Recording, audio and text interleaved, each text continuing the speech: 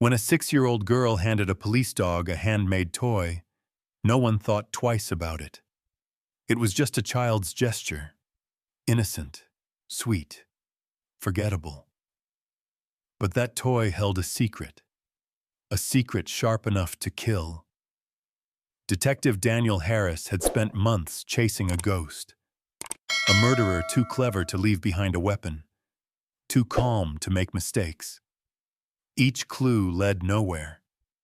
Each night ended the same way: silence, coffee, and the quiet comfort of his loyal German shepherd, Rex. Until that day in court. Until the little girl's bright smile and trembling hands offered him the gift that would change everything. Because beneath the soft pink ribbon and childish drawings, something cold and familiar waited, something that shouldn't have been in her hands at all. It wasn't luck that solved the case, it was innocence. Dawn crept into the city beneath a curtain of rain, thin, cold, and endless. The streets shimmered under the glow of police lights, where red and blue strobes pulsed like broken heartbeats against wet concrete. Every surface gleamed: the puddles, the old brick walls, the metallic hoods of idling patrol cars. The world seemed to hold its breath. Detective Daniel Harris stepped out of his car, his coat already soaked through, the weight of the morning pressing on his shoulders. He had been on the force long enough to recognize when something was wrong, not just by the facts of the case, but by the silence that wrapped around it. Tonight, that silence was deafening. Beside him, his partner Rex, a large German shepherd with a battle-worn frame and calm, intelligent eyes, moved with measured precision. The dog's fur glistened in the rain, every droplet catching the light as he scanned the perimeter, his nose twitching, his muscles alert. The faint scar above his right eye told stories of loyalty and danger, of moments where he had stood between his handler and harm without hesitation. Inside the apartment, the air was thick with the sterile scent of disinfectant and something metallic, faint but unmistakable: blood. The body lay in the center of the room, sprawled on a faded rug, one hand frozen mid-reach. The victim, a middle-aged man, still wore a look of shock, as if death had come too fast to understand. Harris knelt beside the body, his face drawn and solemn. His gloved hand hovered over the wound, a single deep puncture to the chest. Clean entry. No struggle. Whoever did this knew exactly what they were doing. But something else bothered him more. "Where's the weapon?" he muttered, scanning the room. The forensics officer shook his head. "We've combed everything, sir. No knife, no tool, nothing." Harris exhaled, the air visible in the cold. "Every killer leaves something behind," he said quietly. "Even ghosts leave shadows." Rex padded closer, sniffing the floor near the couch, then the victim's shoes. He paused, ears pricking toward the open window, nose catching something faint in the rain. Harris watched him, trusting the dog's instincts more than any machine. But Rex soon turned back, confused, unsettled. The scent trail ended too soon. That was when Harris realized just how clean this crime scene really was. No weapon, no forced entry, no signs of struggle. It was as if the killer had simply vanished. He stood and walked slowly through the apartment. There were details only a weary detective would notice. The coffee mug still warm, a single chair pulled from the dining table, the faint ring on the counter where another cup had sat. Someone had been here, close enough to talk, calm enough to kill. The rain outside intensified, hammering the windows. Somewhere below, a car horn echoed faintly, blending with the distant hum of city life that went on as if nothing had happened. But Harris could feel the weight of something larger, something beyond the facts, the kind of crime that burrows under your skin and refuses to let go. He crouched near Rex, placing a hand on the dog's neck. "What do you think, partner?" His voice was softer now, almost human in its weariness. Rex's gaze met his, calm, deep, unwavering. They'd seen ugliness before, but this felt different, methodical, cold. An officer entered, voice tentative. "Detective, the neighbors didn't hear anything. One said the victim had a guest last night, but couldn't see who it was. Curtains were drawn." Harris nodded slowly, his mind turning over possibilities. Someone close, someone trusted. He looked around again. The apartment was modest, a man's life in the ordinary, family photos, an old clock ticking on the mantel, a small shelf of mystery novels. Harris's eyes lingered on one photo, the victim smiling with a little girl at a park, holding a balloon. That detail stung more than it should have. He wasn't supposed to feel, not after 20 years on the job. But something about innocence framed against death always broke through. Outside, thunder rumbled. Rain streamed down the stairwell as the coroner zipped up the body bag. Harris watched, jaw tight. Another life taken. Another family waiting for an answer that might never come. Rex barked once, low and uncertain, a sound more like a whisper than a warning. It pulled Harris from his thoughts. The dog was standing near the doorway, head tilted, nose working furiously. He had caught a faint scent, metal, oil, and something else, something human. Harris crouched again, letting Rex lead him a few steps into the hall. But the scent vanished as quickly as it appeared, just wet concrete and old pipes now. The trail ended at the elevator, the doors slick with condensation. Harris pressed his palm to the cold metal, frowning. Whoever walked out of here had vanished into the night before the first patrol even arrived. He straightened, staring at their reflections in the metal, man and dog side by side, both weary, both silent. "Clean," he murmured. "Too clean." For a long moment, neither moved. The lights above flickered.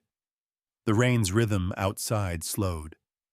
Harris's mind was already racing, thinking of the missing weapon, the lack of prints, the single, precise wound. There was something about the methodical neatness that chilled him more than blood ever could. This wasn't rage. It was planning. He turned to Rex again, and though the dog could not answer, there was understanding in his eyes, a quiet acknowledgement that the hunt had just begun. As dawn finally broke over the city, washing gray light through the rain clouds, Harris and Rex stepped out into the street. The sky was pale and bruised, the world still asleep. Behind them, the sirens faded, leaving only the soft sound of rain on asphalt. Harris paused, looking back once at the building, then down at Rex. "Whoever did this," he whispered, "they knew what they were doing, and they're not finished." Rex's ears flicked toward the sound of his voice. The dog stood tall, rain dripping from his muzzle, eyes locked on the horizon as if he could already sense the darkness waiting ahead.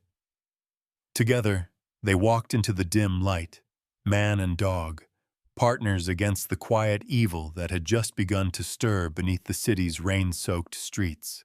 The rain eventually stopped, but the city never felt clean again. Weeks slipped by, each one blending into the next, like pages in a file no one wanted to reopen. The murder that once made headlines had now faded into the background noise of other tragedies, other crimes, other victims. The city had moved on, but Detective Daniel Harris hadn't. His desk, once organized with soldierly precision, had turned into a graveyard of unfinished reports. Crumpled photos, scribbled notes, coffee stains marking the passage of sleepless nights. In the corner, a half-eaten sandwich had gone stale next to a pile of evidence folders. The label on the top read simply, Case 417, Unsolved. Rex lay beside the desk, chin on his paws, his ears twitching at every frustrated sigh that escaped his handler. The German shepherd's breathing was steady, calm, the kind of steady that came from silent loyalty. He didn't need to understand the paperwork or the system. He only understood him, Harris, his partner, his human. The man who had started smiling less and staring at the same photographs more. Sometimes, Harris spoke aloud, his voice hoarse from too many nights of talking to walls.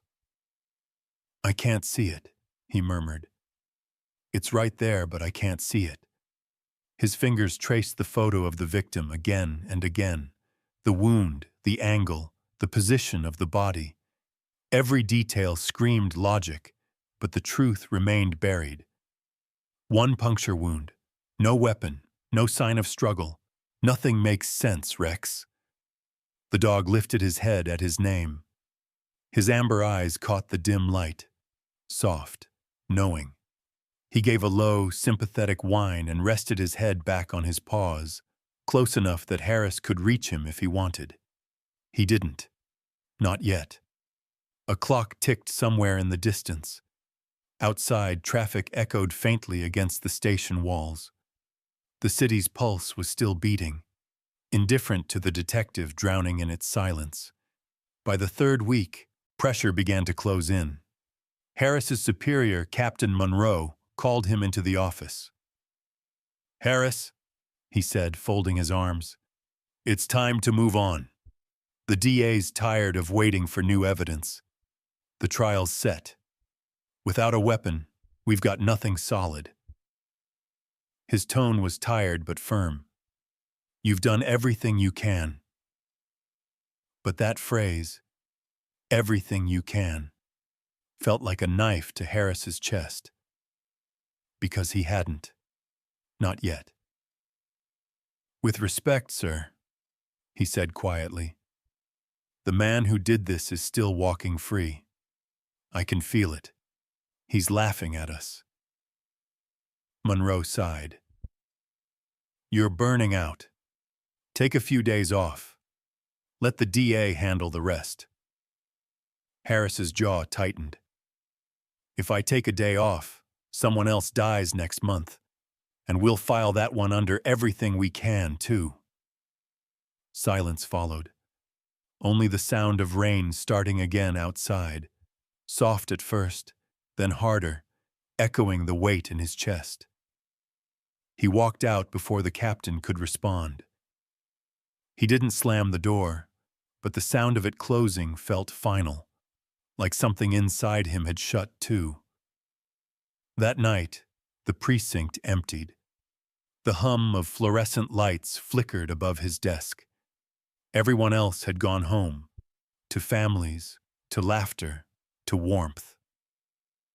Harris stayed behind. He stared at the board, the photos pinned, the red string connecting half-truths and fragments of logic. His handwriting sprawled across the margins. No weapon, same depth, too precise, professional. Rex stirred beside him, lifting his head. The old dog had been through countless cases, countless nights like this. But something in Harris's silence made him restless. He got up, circled once, and sat by the detective's side, pressing his body close, grounding him in the moment. Harris leaned back, running both hands over his face. "You know what's funny, buddy?" His voice broke, half laugh, half sigh. "You probably understand this case better than anyone in the room." Rex tilted his head once, ear perked, a familiar gesture that always made Harris smile, even now. But the smile didn't last. His eyes drifted to the photograph of the victim again. A man who once laughed with his family, who once thought he'd have tomorrow. "I keep seeing him," Harris whispered. "Every night. That look on his face like a yata, like he didn't even have time to fight back. Like he trusted whoever did it." He swallowed hard. "And I keep seeing her too. His daughter. The way she looked at me at the funeral. Like I was supposed to fix everything." For a moment, silence filled the room. Heavy, suffocating. Then something inside him cracked. His voice dropped to a whisper. "I'm failing, Rex. I've failed him. Failed her." The dog moved closer, pressing his head against Harris's knee. The weight was gentle, but firm, a silent act of understanding that no words could match. Rex's eyes met his, unwavering. In that moment, something wordless passed between them. Loyalty, empathy, forgiveness. Harris's throat tightened.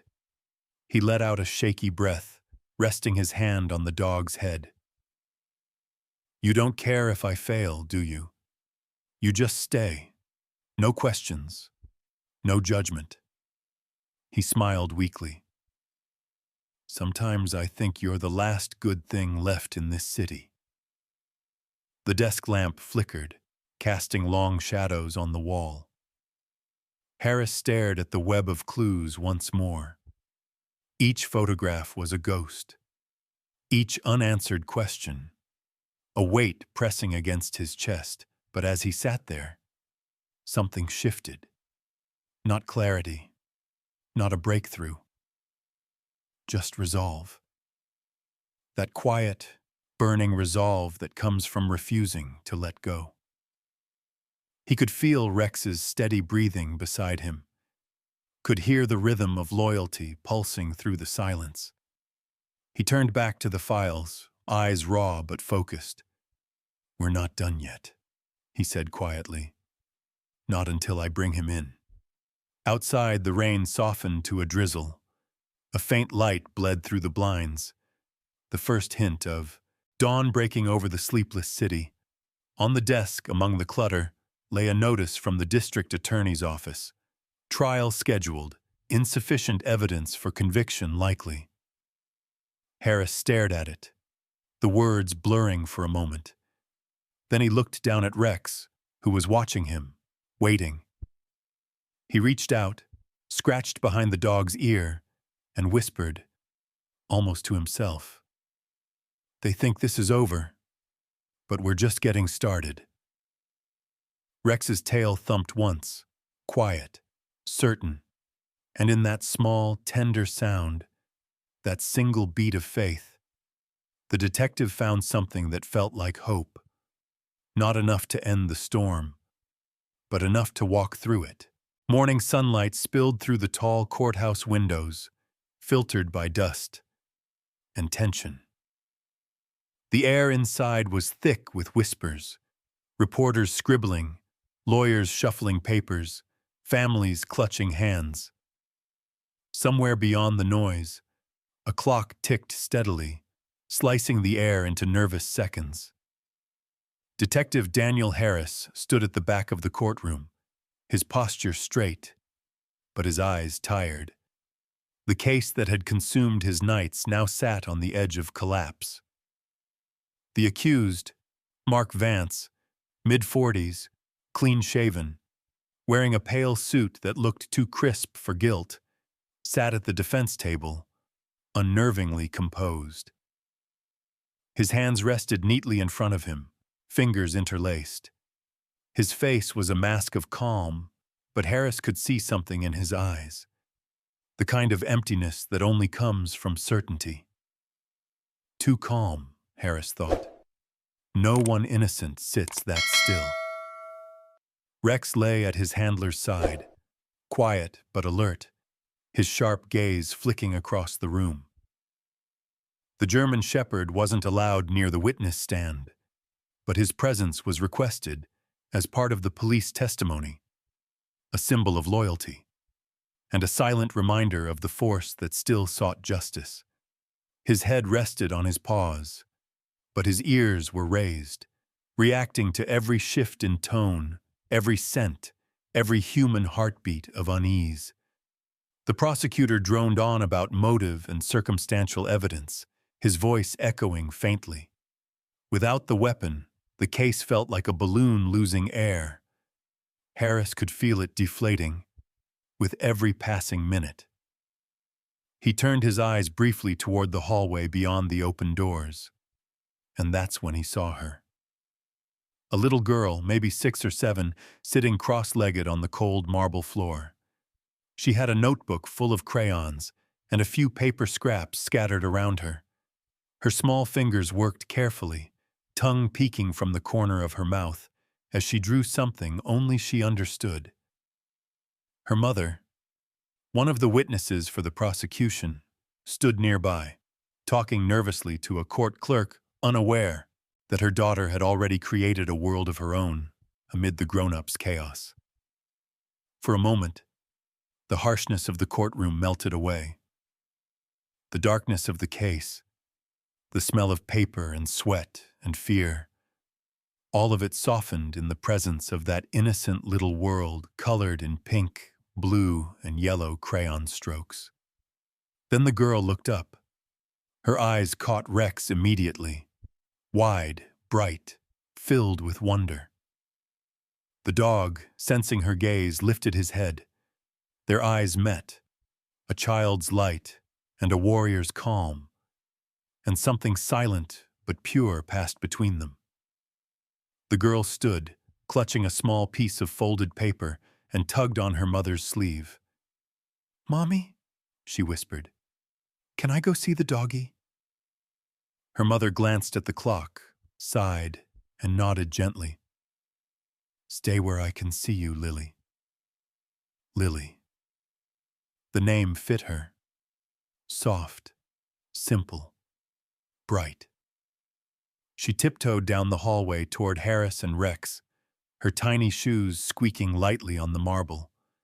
When she reached them, she froze for a moment, overwhelmed by Rex's size. But Rex didn't move. He just watched her quietly, his tail giving one small, reassuring wag. "Hi," she said shyly, looking up at Harris. "Is he a police dog?" Harris smiled, his first real smile in weeks. "He sure is. His name's Rex." Lily's grin widened. "He's so brave." She paused, clutching something behind her back. Can I give him a present?" Harris blinked, surprised. "A present?" She nodded earnestly. "It's his birthday today, right? Mommy said police dogs have birthdays when they're heroes." Harris chuckled softly. "That's a new one." Without waiting, she reached into her small tote bag and pulled out a little object wrapped in paper and tied with a pink ribbon. It looked handmade, unevenly folded, decorated with stickers of stars and tiny hearts.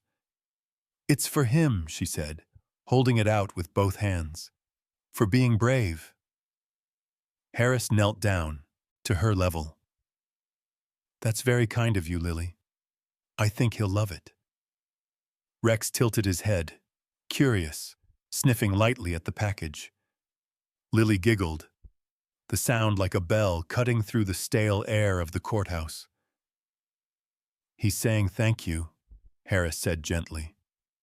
But as he took the small gift into his hand, something strange pricked at his senses. The toy, shaped roughly like a bone, was heavier than it looked. Solid. Too solid. The paper was soft under his fingers, But beneath it, he felt the unmistakable chill of metal. He brushed it off as coincidence. Perhaps she'd made it from wire or scrap parts. Children often built from whatever they could find. Still, he felt a faint unease crawl up his spine. Lily's mother called out from the hallway. "Lily, come here, sweetheart. They're about to start again." The girl smiled up at him one last time. "He's really brave, mister, like in the stories." "He is," Harris replied, his voice softer now. "And you're very thoughtful, Lily. Thank you." She nodded proudly and skipped back toward her mother, leaving Harris crouched there, the tiny package still in his hand. He turned it over once, examining the crude wrapping. The pink ribbon was knotted tightly. The weight of it lingered in his palm. Not just physical, but strange, symbolic. As if the universe had handed him something wrapped in innocence and mystery at the same time. Rex nudged his arm gently, sniffing the package again, his ears twitching. Harris smiled faintly. "Easy, boy. It's just a gift." But Rex kept staring at it, nostrils flaring, as if something about the scent puzzled him. Harris tucked it into his coat pocket. "We'll open it later, all right? After we get through this circus." Back inside the courtroom, the trial resumed. The lawyers' voices tangled again in a web of arguments, objections, and denials. The accused sat motionless, calm as ever. Harris couldn't shake the image of Lily's small hands tying that pink ribbon, nor the peculiar cold weight of the object now sitting over his heart. He felt Rex's tail brush against his leg, a small reminder that some things, even in darkness, still had meaning. For the first time in months, Harris's thoughts drifted not to death, but to life. To the strange, fragile purity that still existed even in the halls of justice. And somewhere, in the back of his mind, a whisper formed. Sometimes, the light doesn't come from answers. It comes from kindness. He didn't know it yet, but that small act of kindness, a child's handmade gift, would soon tear open the walls of this quiet courtroom and expose the one truth no one saw coming. The courtroom felt heavier as the afternoon wore on, not from the heat, but from the weight of something invisible. The air itself seemed to press down on everyone inside. Every word spoken, every movement made, echoed like footsteps in a tomb. The prosecutor, Ellen Ward, stood at the center, her voice steady but strained. She was trying to rebuild a bridge made of smoke, laying out motives, timelines, and fragments of logic that no longer held the power they once did. Without the weapon, her words lacked teeth. The jury watched her closely, polite, but unmoved, their eyes flickering with doubt. At the defense table, Mark Vance sat motionless. His expression was perfectly sculpted, calm, almost indifferent. His lawyer whispered something beside him, and Vance nodded slowly, lips curling just slightly at the edges. It wasn't quite a smile. It was worse. The faint ghost of one. The kind that said, "You'll never prove it." From the back row, Detective Harris sat in silence. The leash of his German shepherd wound tightly around his hand. Rex lay at his feet, eyes open, body tense. They had been in courtrooms before, but this one felt different. There was no anticipation of justice, no thrill of a final blow. There was only waiting. The prosecutor's voice faltered slightly. "Ladies and gentlemen, the evidence shows opportunity and intent, but..." Her hesitation was a knife twisting in the quiet. The jury leaned forward, and the defense seized the moment like vultures circling a fading heartbeat. Harris closed his eyes briefly, the sound of the gavel echoing in his mind. He hated this part, not the system, but the helplessness. The truth was sitting somewhere in this room. He could feel it. But without the weapon, without the link, it was like shouting into a void. Rex stirred, sensing his handler's frustration. Time, 100 pounds. The dog's tail brushed lightly against Harris's boot, a grounding reminder that he wasn't alone. When Harris opened his eyes again, he caught a small movement across the courtroom. On the bench near the back, Lily sat beside her mother, her feet not reaching the floor, swinging absently. Her crayon notebook was clutched tight in her lap. She spotted Rex, and her face lit up instantly. For a brief moment, time stopped. Amid the heavy silence of the trial, her small hand lifted and waved shyly. Rex's ears perked up, and without command his tail thumped once against the floor. Just once. A quiet beat of life in a room filled with tension. Several jurors smiled faintly at the sight, a child's simple wave cutting through the courtroom's gloom like sunlight through storm clouds. Even Harris felt something shift in his chest, something small but important. It was humanity, fragile, flickering, but still alive. He gave Lily a nod of acknowledgement, a ghost of a smile crossing his face. She giggled silently, hiding behind her notebook. Then the moment passed. The courtroom returned to its rhythm of arguments and objections, of clipped voices and ticking clocks. The light dimmed again, and the truth slipped further away. When the session finally adjourned, the sound of chairs scraping against the floor was almost a relief. People stood, stretching their legs, whispering to one another. Reporters gathered their notes, hoping to spin headlines out of air. The judge's gavel came down one final time for the day. Court is adjourned until tomorrow. Harris stayed seated a moment longer. The crowd flowed around him like a current he couldn't join. His eyes drifted to the defense table. Vance still looked calm, almost smug. That faint smirk lingered, the kind that made Harris's blood run cold. He wanted to believe justice would come, but something in that man's gaze whispered the opposite.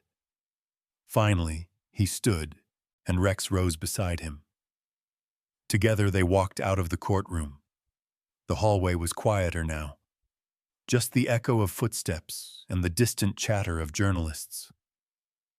Harris found a small bench near the window and sat down.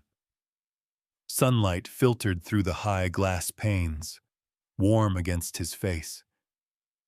For the first time in hours, he reached into his coat pocket and pulled out Lily's gift. The wrapping paper was wrinkled now, the pink ribbon a little damp from the rain outside. He untied it slowly, more from distraction than curiosity. Inside was the same little toy, a roughly shaped bone made from what looked like old metal. He turned it in his hand, noticing how it caught the light. It wasn't like any children's toy he'd seen. Too solid, too heavy, too precise. The edges were smoothed down, but the balance was exact. He frowned, running his thumb along the surface. There was a strange familiarity to it, though he couldn't place it. Rex leaned closer, sniffing again. His nose brushed the cool metal, then a quiet huff, uncertain but intrigued. "What is it, boy?" Harris murmured. Rex didn't move, only stared at the object in Harris's hand. "Probably some kind of metal rod her mom found in a garage," he muttered. "Kid just wanted to make something nice." He smiled faintly, despite himself. The innocence of it, a little girl's handmade gift in the middle of a murder trial. It was absurd and beautiful at the same time. A reminder that even here, in a place built on lies and evidence, there was still room for kindness. But as he set the toy down beside him on the bench, something inside him hesitated. A flicker. A feeling that the world had just shifted by a fraction of a degree. He didn't understand why, but the object carried weight beyond its shape. It hummed faintly in the back of his mind, the way intuition whispers before reason catches up. A bailiff passed by, nodding politely. Harris nodded back, pocketing the toy again. "Let's go home, Rex," he said, softly. As they stepped into the fading daylight, the courthouse behind them glowed gold in the evening sun. The air was crisp now, touched with the scent of rain and asphalt. Harris felt the leash in his hand tighten slightly as Rex walked beside him, calm, loyal as ever. He didn't know that what he carried in his pocket wasn't just a child's token of affection. It was the truth the entire city had been searching for.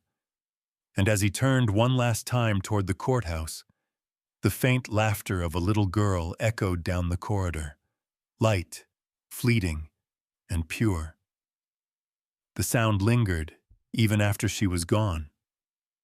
Sometimes, Harris thought, as the wind caught the pink ribbon still tied around his fingers, the truth hides inside the gentlest hands. The city outside the precinct was wrapped in quiet. Night had long since settled, leaving the streets slick with reflections of passing headlights. The hum of distant traffic was the only sign that life still moved beyond the glass windows. Inside, under the tired glow of a single desk lamp, Detective Daniel Harris sat alone. The precinct, usually alive with chatter and ringing phones, was nearly silent. Just the faint buzz of fluorescent lights above, the occasional creak of an old chair, and the soft, steady breathing of Rex, lying a few feet away. The dog's head rested on his front paws, but his eyes never left Harris. He watched every movement, every shift in tone, like he knew something was coming, something heavy.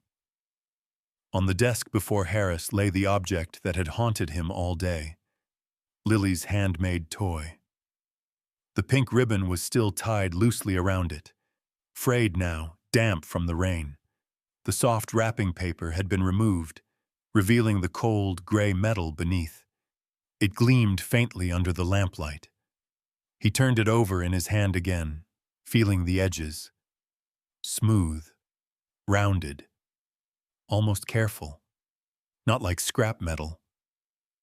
Someone had taken the time to grind it down, file it into this shape. It wasn't random. It was deliberate. He exhaled slowly, his reflection catching in the metal surface. "What are you?" he whispered. Rex's ear twitched at the sound of his voice. Harris reached into the drawer beside him and pulled out an old folder, one that had never left his desk since the night of the murder. The label was worn, smudged by rain and coffee stains. Case 417. He spread its contents across the table. Photographs, reports, sketches. The crime scene, the wound, the forensics notes. There it was, the sketch of the murder weapon, drawn by the forensics artist from the wound's geometry and impact depth. A narrow steel rod, tapering to a fine, pointed end. A groove running down one side. The dimensions were precise, almost surgical. Harris glanced at the toy again. His fingers hesitated, tracing its curved surface. He turned it slowly under the light, squinting. The angle, the taper. Something inside him went still. He laid the toy down on the sketch, side by side. The alignment wasn't exact, but close. Too close. His pulse quickened. He adjusted it slightly, rotating the piece of metal until its tip pointed the same direction as the one in the sketch. The shadow cast by the lamp fell across both. Perfect. Every contour, every proportion, even the faint groove running down one side. A groove he hadn't noticed until now, faintly visible beneath a thin layer of paint. For a long moment, Harris just stared, his breath caught somewhere between disbelief and dread. "No," he whispered. "It can't be." But it was. The shape in his hand wasn't just similar, it was identical. The same dimensions, the same weight, the same careful craftsmanship. His mind flashed back to Lily in the hallway, her bright smile, her small hands offering him this innocent gift. "It's for his bravery," she had said. He closed his eyes, trying to steady himself, but the images came anyway. Vance sitting calmly in the courtroom, the faint smirk that haunted him, the missing weapon no one could find. Could it be possible? He swallowed hard, his hands trembling now. "Dear God." Rex rose slowly from the floor, sensing the shift in energy. The dog moved closer, placing himself beside the desk, nose lifting toward the object. Harris stared down at him. "It's the same, isn't it, boy?" Rex didn't move, only watched, silent, loyal witness to the moment truth cracked open. Harris pushed back his chair and stood, abrupt. The wheels squeaked against the floor. He began pacing, running his hands through his hair. Every instinct screamed the same thing. This is it. The weapon hadn't disappeared. It had been hidden in plain sight, disguised, repurposed, placed in the hands of a child so no one would ever question it. A cruel brilliance, a monster's cleverness. He slammed a fist lightly against the desk, just once. The sound echoed through the empty room. Rex barked softly, not startled, but alert, ready. "Easy," Harris said, his voice cracking. He exhaled, gripping the edge of the table to steady himself. The edges of reason and emotion blurred. On one side of his mind was the detective, logical, methodical. On the other, the man. The one who'd knelt beside that child and accepted her gift, never realizing what he was holding. "She had no idea," he murmured. "She didn't know. She couldn't." He sank back into the chair, staring at the toy like it might suddenly come à l'impulso. His heartbeat pounded in his ears. He could see it all now. The killer's escape plan. Disguise the weapon as something harmless. Hand it off to someone who'd never be suspected. A neighbor's child, perhaps. Someone kind. Someone innocent. It was a plan built on cruelty, wrapped in innocence. And that innocence was what broke him. He rubbed his temples, whispering to no one. That little girl carried it, all this time. She carried the truth in her hands. Rex nudged his knee, pulling him back to the present. The dog's eyes were steady, full of wordless empathy. Harris looked at him and found his focus again. "We need confirmation," he said, voice sharper now. "We're not guessing. We prove it." He grabbed the evidence bag, slipped the toy inside, sealed it with trembling hands. Then he snatched his coat off the chair. Rex barked once, low, expectant. "Come on," Harris said. "We're going to the lab." He flipped off the lamp. The room fell into shadow, the only light coming from the street outside, streaks of neon and rain. They moved through the corridor, the sound of Rex's claws clicking softly against the linoleum floor. Harris's heart pounded harder with every step. Each beat was a countdown to revelation, to horror, to justice. He didn't know which awaited him, only that the truth could no longer stay buried. When they reached the lab door, he paused, taking one last look at the bag in his hand.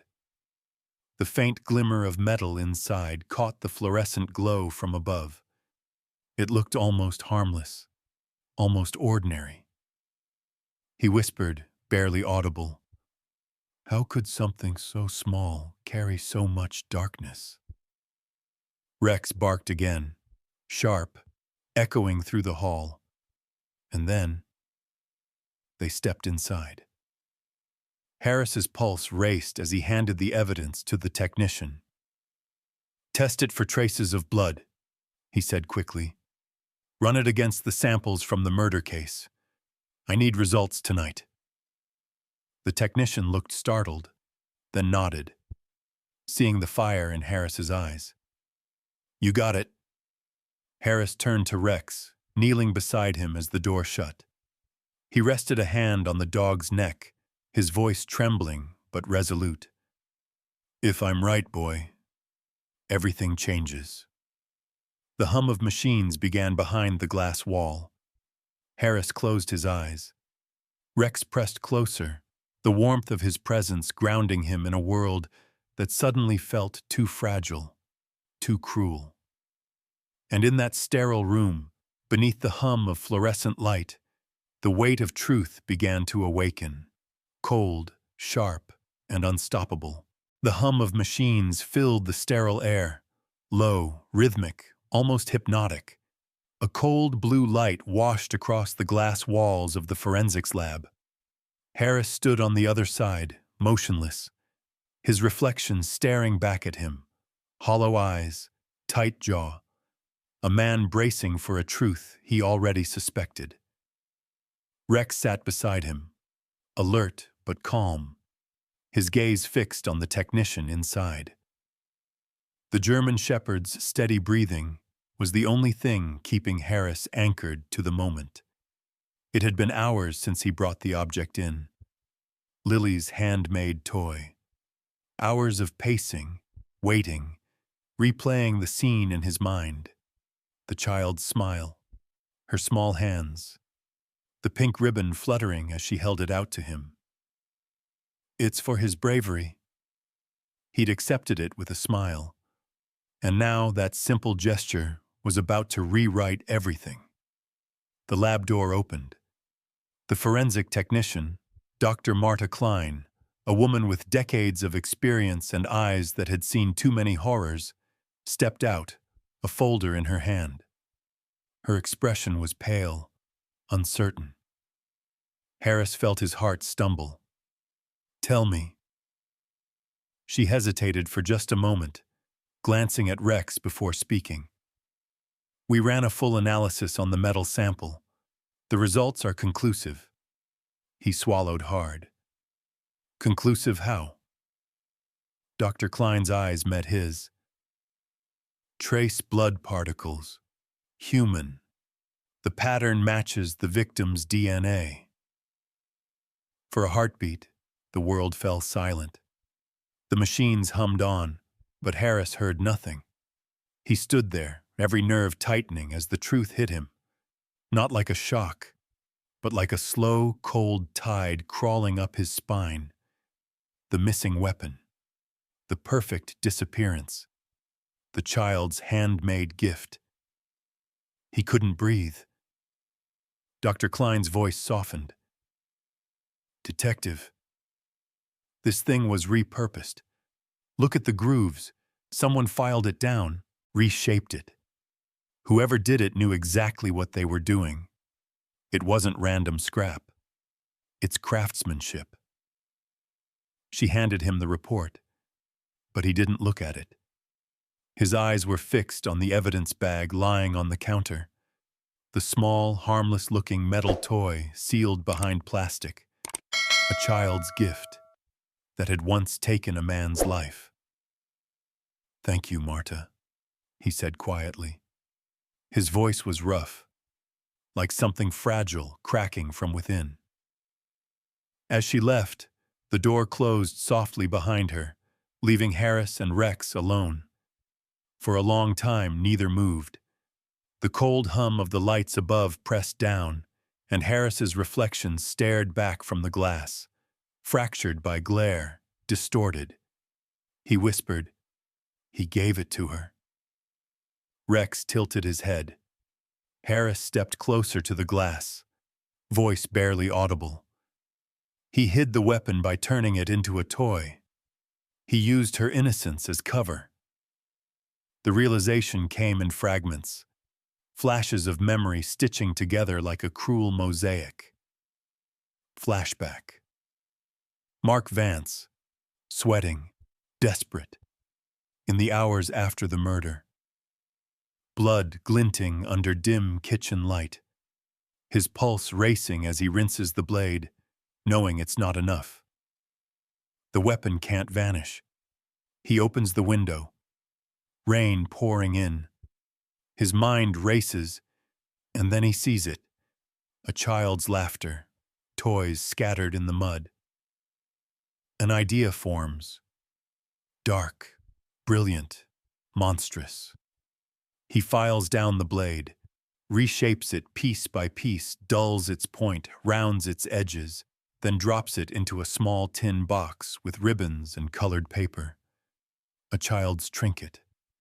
A ghost wrapped in innocence. The next morning, calm now, he knocks on the neighbor's door. "Got some scrap metal left from my workshop. Thought your little one might like to make something for her dog friends." And just like that, the murder weapon leaves the scene, carried not by stealth, but by the trust of a child. End. Flashback. The image broke Harris's heart clean in two. He turned away from the glass, pressing his hand to his face. He could still see Lily's smile, that small, proud grin when she'd handed him the gift. It's for his bravery. She'd been holding death in her hands the entire time. A wave of anguish hit him, sharp and raw. He sank into the nearest chair, shoulders trembling, the folder slipping from his grasp, scattering papers across the floor. Rex rose immediately, moving closer. The dog pressed against his leg, resting his chin gently on the detective's knee. Harris looked down at him, eyes glassy with tears. "She didn't know," he whispered. "She had no idea." Rex's tail moved once, slow, deliberate, as if to say, he understood. Harris wiped a hand across his face, but the tears came anyway. Silent, uncontrollable. The sight of that sealed evidence bag tore through every defense he'd built. "She saved us all, Rex," he said, voice breaking. "She gave me the proof, without knowing, without meaning to. She brought justice into this room." The dog looked up, steady, unwavering. Harris reached down, fingers brushing through fur. "She saved them all, without knowing." The light flickered above. A faint hum filled the silence. In that moment, he wasn't Detective Harris. He was simply a man, staring at the dual nature of humanity laid bare before him. The darkness of cruelty, the light of innocence, and how fate, in its strange, unfeeling way, had woven them together. He thought of Lily again. Her laughter in the hallway, the way she'd waved from the benches during the trial, the symbol of everything good still left in the world. And in contrast, Vance, cold, calculating, twisting that purity into his weapon. The moral weight of it pressed down on Harris like a mountain. But beneath the fonchon, sorrow, there was something else. Resolve. He stood slowly, wiping his eyes. His voice steadied, hardening with quiet conviction. No more running. He doesn't get to hide behind her kindness anymore. Rex barked once, sharp, certain, a sound of readiness, of faith. Harris nodded, turning toward the door. The case had changed shape. It wasn't just about justice anymore. It was about redemption. For the child, for the victim, maybe even for himself. As he left the lab, the evidence bag glimmered faintly under the sterile lights, a small, cold reminder of both cruelty and grace. A child's toy that once drew blood, a child's heart that unknowingly healed it. The balance between darkness and innocence had never felt more fragile. And as the door shut behind him, one truth lingered in the air, that sometimes the purest souls uncover evil not through knowledge or power, but through love. The interrogation room was a box of concrete and silence. Cold light hummed from the ceiling, pooling onto the metal table where Mark Vance sat. Hands cuffed, eyes steady, carrying that same infuriating calm that had haunted Detective Daniel Harris for months. There was a faint smile at the edge of Vance's lips, the kind of expression that didn't belong to a man caught, but to one who still believed he held control. His posture was relaxed, leaning back, as though the chains around his wrists were merely decoration. Harris stood by the door for a long moment before moving forward. The air between them was heavy, thick with things unspoken. Behind him, Rex sat near the corner, still as a statue, eyes fixed on the man across the table. His ears twitched, his body taut, the quiet embodiment of judgment. Vance broke the silence first. "You look tired, Detective," he said softly. "Been chasing ghosts too long?" Harris said nothing. He placed a single evidence bag on the table, the one containing the small metallic toy, still wrapped in a pink ribbon. The faint crinkle of plastic split the silence like thunder. Vance's gaze flicked toward it, casual at first. Then, for a heartbeat, something shifted. The mask didn't fall, not yet, but a crack appeared. His pupils tightened. His breath caught. Barely. Harris saw it. He stepped closer, voice low and deliberate. "You thought you were clever." Vance tilted his head, feigning confusion. "Detective, you'll have to be more specific." Harris ignored the bait. "You filed it down. You reshaped it. You turned the weapon into something so harmless. Even a little girl could hold it without fear." The words hung in the air. Vance's eyes darkened. The faint arrogance flickered into something colder. "I don't know what you're implying," he said quietly. "Oh, you know exactly what I'm implying," Harris snapped, then caught himself. His tone steadied, sharper now. "You didn't just kill a man. You used a child to cover it up. You let her carry your guilt, thinking she was giving a gift." For the first time, the calm broke. Vance's jaw tightened. He leaned forward slightly, voice a whisper. "It was a mistake." Harris's eyes narrowed. "A mistake?" Vance looked away, the facade slipping. "I didn't think she'd keep it. It was scrap, something to get rid of fast. I didn't know she'd—" "You didn't know she'd hand it to a police officer," Harris finished for him. His voice was quiet, but heavier than shouting could ever be. "You didn't know she'd walk into a courtroom and undo your entire plan with a smile." Vance's eyes shot up. There it was, the crack widening. He leaned back, laughing once. Bitter, hollow. You think that was divine intervention? It was luck. Stupid, blind luck. Harris shook his head slowly. No, it wasn't luck. He stepped closer until their faces shared the same strip of light. It was love. The words hit the air like a blade. Vance scoffed, but his hands flexed against the cuffs. Harris's eyes glistened. His voice softened, raw, unguarded. You've spent your life thinking kindness is weakness, that people's goodness makes them fools. But that little girl, she believed in something pure. She saw a dog and wanted to give him a gift. And that love, that innocence, that's what broke you. Vance's lip curled. You're sentimental, detective. Maybe, Harris said. But I'd rather live in a world built on sentiment than one built on you. Silence filled the room, sharp, suffocating. The ticking clock became thunder. Rex shifted slightly, claws clicking against the concrete.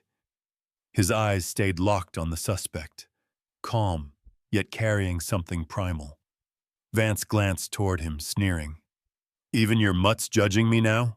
Harris stepped forward, his tone like ice. He doesn't judge. He just knows what people are. Rex let out a low, rumbling growl. Deep, resonant, born of instinct, not anger. The sound filled the room, vibrating through the walls. Vance flinched. Harris didn't move. That's the sound of truth, Mark. You hear it? That's what it feels like when your lies start to die. The suspect looked away. Sweat traced a line down his temple. The confidence that once made him untouchable was dissolving under something he couldn't manipulate. Conscience. Harris's voice lowered, calm but heavy. She doesn't even know what she did. She's probably coloring right now, somewhere safe, smiling. But she's the reason you're here. Because innocence, real innocence, doesn't break. It saves. For the first time, Vance looked small, not because of the cuffs, but because of what stared back at him through the one-way glass. Himself. Hollow. Defeated. Harris gathered the evidence bag.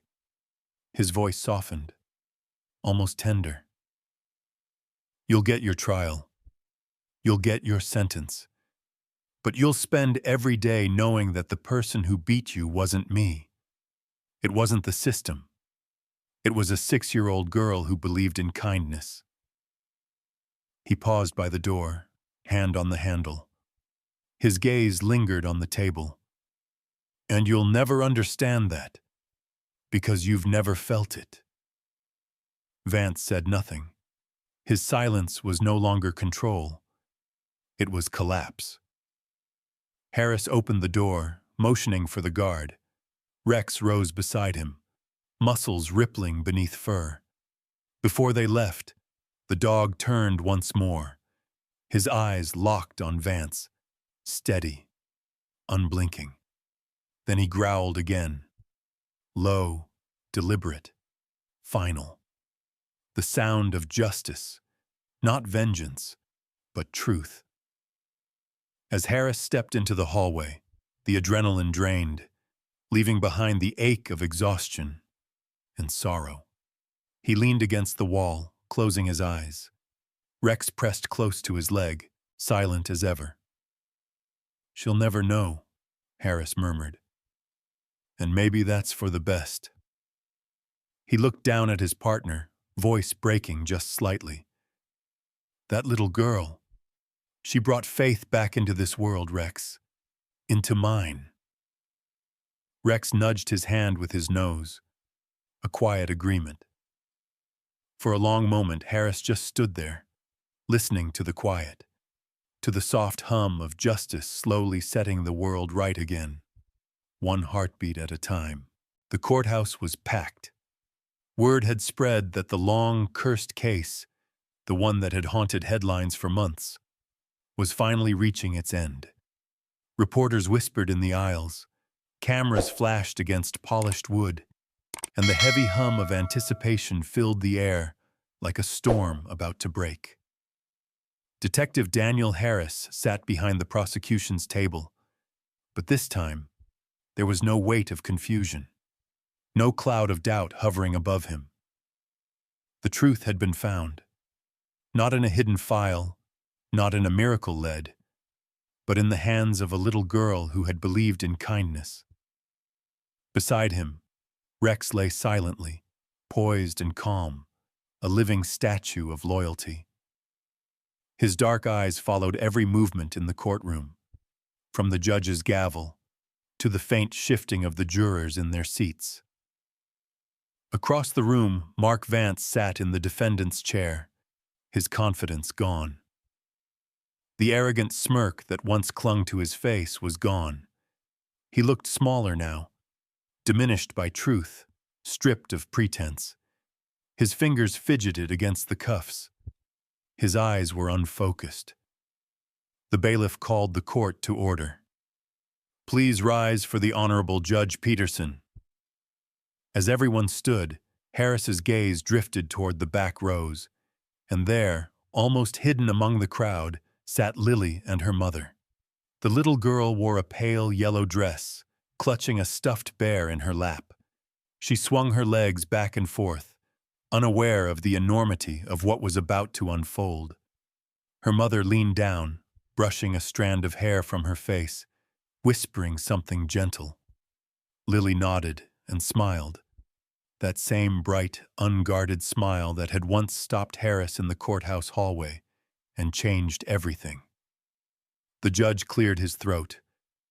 "Court is now in session. The prosecution may present its final evidence." The prosecutor, Ellen Ward, stood. Her voice was steady, though her eyes glimmered with restrained triumph. "Your Honor, members of the jury, what you are about to see was discovered after extensive forensic testing, the missing weapon used in the murder of Thomas Hale." A hush fell across the room. The clerk approached the table, carrying an evidence tray covered by a cloth. When the cloth was lifted, a collective gasp rippled through the courtroom. There it was, the small handmade toy that had once seemed so harmless. The metal gleamed cold beneath the lights, the pink ribbon still tied loosely around its base. The label read, "Exhibit C, weapon, identified and confirmed." Whispers filled the room. Jurors leaned forward, straining to see. Even the judge's face tightened as realization set in. Harris's heart beat slow but steady. His eyes stayed fixed on Vance. The man froze. His breath caught. In that instant, every pretense collapsed. He looked at the object, the proof of his crime, the embodiment of his cunning, and his composure shattered. His lips trembled. The color drained from his face. Ellen's voice cut through the silence. "DNA evidence found on this object matches that of the victim. The accused attempted to disguise the weapon, hiding his crime behind the innocence of a child." She turned to the jury. "But innocence does not stay silent forever. Even the smallest act of love can reveal the darkest act of cruelty." The room stayed utterly still. Harris glanced back again. Lily's mother now held her close, whispering softly. The child blinked, confused, sensing the tension, but not understanding it. Her small fingers gripped the stuffed bear tighter. The judge's gavel struck once. "Order." Then came the words that would end everything. "The jury has reached its verdict." The foreman stood. His voice trembled slightly. "We, the jury, find the defendant, Mark Vance, guilty of murder in the first degree." The words filled the room like thunder breaking after months of storm. Vance slumped forward, defeated. The bailiff moved to escort him out. chains clinking softly against the floor. As he passed Harris, the detective met his eyes, not with anger, but with something deeper. Pity. The man had lost everything, not to force, but to the one thing he never understood: innocence. When it was over, soft applause began to rise, not of triumph, but of relief. Justice. Harris exhaled, months of tension leaving his body. He placed a hand on Rex's head. "We did it, partner." Rex looked up, tail wagging faintly, a glint of quiet satisfaction in his eyes. As the crowd began to disperse, a sound broke through the hum, light footsteps, quick and joyful. "Rex!" Harris looked up. Lily was running down the aisle, her laughter bouncing through the air, cutting through the solemnity like sunlight through storm clouds. She stopped in front of Rex, eyes wide with joy. "You did it! You caught the bad man!" Before anyone could stop her, she threw her arms around the dog's neck. Rex froze for a heartbeat, then leaned into her embrace, tail wagging slowly, as if he understood. "You're a hero," she whispered into his fur. Harris knelt beside them, his throat tightening.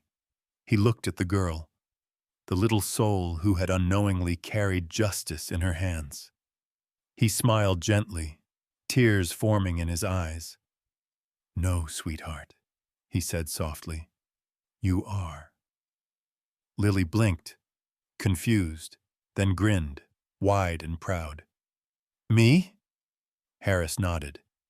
"You helped make the world a better place, and you didn't even know it." Her mother covered her mouth, eyes glistening. The room filled with quiet applause again, not for the verdict this time, but for the moment itself. For the child hugging the old police dog, for the detective kneeling beside her, for the reminder that even in the darkest stories, light still wins. Cameras flashed. A few jurors wiped their eyes. The judge smiled faintly from the bench.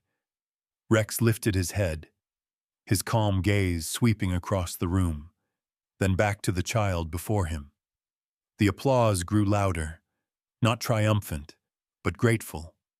Grateful for innocence, for loyalty, for love that somehow survived the chaos. As the noise faded, Harris rose slowly, placing a gentle hand on Lily's shoulder. "Take care of your mom, okay? And keep making things with love. You never know how powerful they can be." Lily nodded solemnly, as if he'd just told her a great secret. Then she turned to wave at Rex one last time before leaving with her mother, her laughter echoing down the hallway like a promise. Harris watched her go, the pink ribbon from the evidence bag still in his hand. He looked down at it, the color soft against the rough skin of his palm. Sometimes, justice doesn't come from force or brilliance, but from the pure hearts the world often overlooks.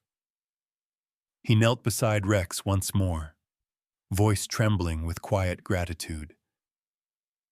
"She saved us all, didn't she, boy?" Rex pressed his head gently against Harris's arm, silent agreement. And for the first time in months, Harris smiled, not from victory, but from faith, restored. The city had changed. It wasn't louder or busier.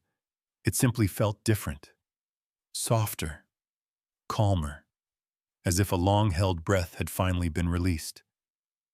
For the first time in months, Detective Daniel Harris could walk through the streets without that familiar weight pressing on his chest. The rain had returned, but this time it didn't feel like sorrow. It was gentler now, a cleansing drizzle that painted the streets in silver and washed away what was left of the darkness. Puddles shimmered beneath the streetlights, reflecting fragments of a city learning to heal. It had been weeks since the trial ended. The papers had run their final stories. The city's attention had moved on. But for Harris, the echoes of that case still lived quietly in the corners of his mind. He carried them not as burdens anymore, but as lessons. Reminders that sometimes the smallest hands could hold the greatest truths. Rex walked beside him, his stride slow but steady, his coat shining faintly beneath the rain. Age had added dignity to the German shepherd's frame. Every movement was measured, grounded. The scar above his eye caught the light like a badge of endurance. "Come on, partner," Harris murmured, glancing down. "We've got somewhere to be." They turned the corner onto a quiet suburban street lined with small houses and gardens. The world here was softer. Wind chimes on porches, the smell of wet grass, laughter drifting faintly from open windows. It was the kind of street where life went on gently, untouched by the harshness of crime scenes and courtrooms. When they reached a modest white house with a blue gate, Rex paused. His ears perked up. He recognized the scent and the sound of small footsteps behind the door. Harris smiled faintly. "Yeah, she's home." The door swung open before he could knock. Lily stood there, her face lighting up like the sun breaking through the clouds. "Detective Harris!" she squealed. "And Rex!"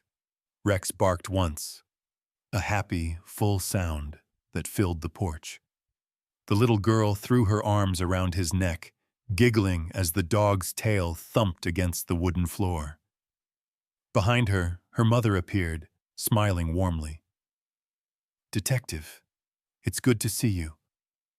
"Please call me Daniel," he said, stepping inside, wiping his shoes. "We were just in the neighborhood." "That's what every detective says," she teased softly, ushering them in. The living room was cozy, toys scattered across the floor, drawings taped to the refrigerator, and the faint scent of cookies baking in the kitchen. For a moment, Harris just stood there, taking it all in. It was the picture of innocence he'd spent his career trying to protect, and too often, trying to restore. Lily disappeared down the hall, her voice echoing. "Wait right here. I made something." Harris chuckled, exchanging a knowing look with her mother. "She's been waiting for you, the woman said. Every day, she talks about Rex, how he's her hero." Rex sat proudly by the sofa, tail sweeping the floor, as if he knew the conversation was about him. Moments later, Lily came running back, hiding something behind her back. "Close your eyes," she said. Harris laughed. "Both of us?" "Yes, even Rex," she giggled. Harris covered Rex's eyes, humoring her. "Okay, open." In her hands was a small wooden bone, smooth, tied with a blue ribbon, hearts drawn in red. "For Rex," she said proudly, "so he can play without hurting anyone." The words struck Harris deep, a child's kindness turning pain into grace. "You made this?" he asked. Lily nodded. "Daddy helped cut it, but I did the hearts." "It's perfect," he whispered. She handed it to Rex, who sniffed once, then gently took it in his mouth. A moment later, he barked, for the first time in months, and began to play. He pushed the toy across the floor, paws tapping like soft music. Lily laughed and chased after him, her joy ringing through the room. Harris watched, smiling through tears. The mother stood in the doorway, hand over her heart. "He's happy again." "He remembers," Harris murmured. "Is Rex okay now?" Lily asked. Harris nodded. Yeah, he said. He's more than okay. Good, she said firmly, because heroes should be happy. That broke something open inside him, a truth he'd forgotten. Rex came to sit beside him, toy still in his mouth, eyes calm and knowing. Harris scratched behind his ear. You've earned it, buddy. Afternoon light filled the room, warm and golden. Laughter, cookies, and the rhythmic tap of Rex's tail wove together like a hymn. Pain hadn't vanished. It had transformed.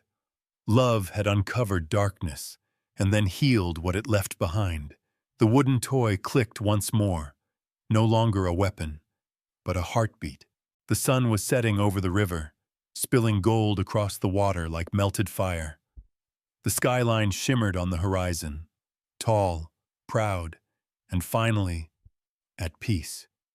Detective Daniel Harris walked the old stone path, Rex at his side, their shadows long in the fading light. For once, he wasn't thinking about cases or evidence.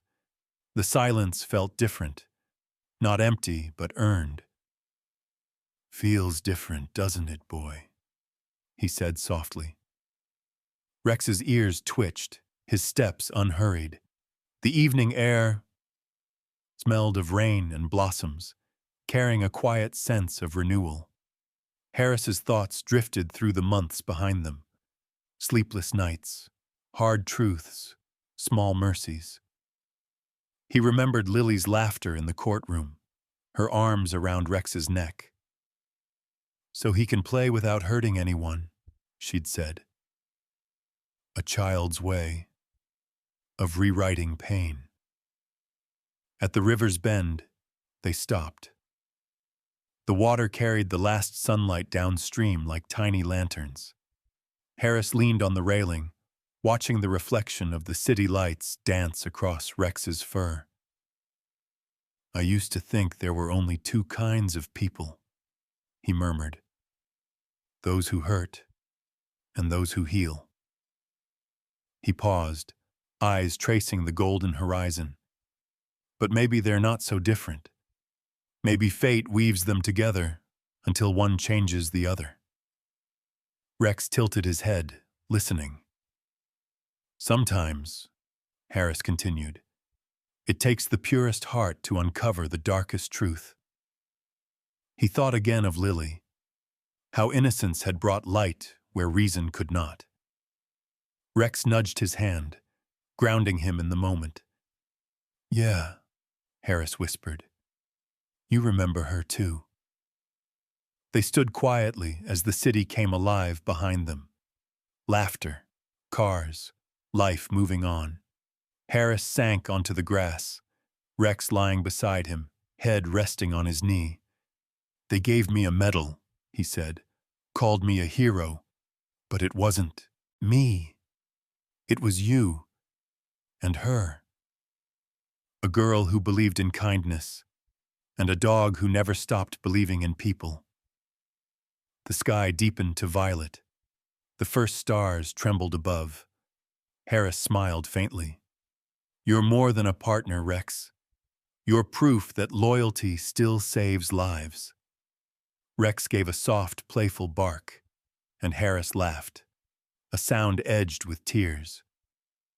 They watched the river darken under the city's lights, reflections like constellations turned upside down. Somewhere a bell chimed the hour. The world breathed, calm, whole, reborn. Harris scratched behind Rex's ears. We did good, partner. We brought the truth home.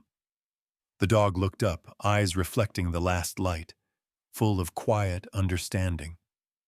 As twilight deepened, they sat together, man and dog, two souls bound by pain, love, and redemption. The river whispered past, carrying the echoes of their journey. Peace after pain, Harris murmured.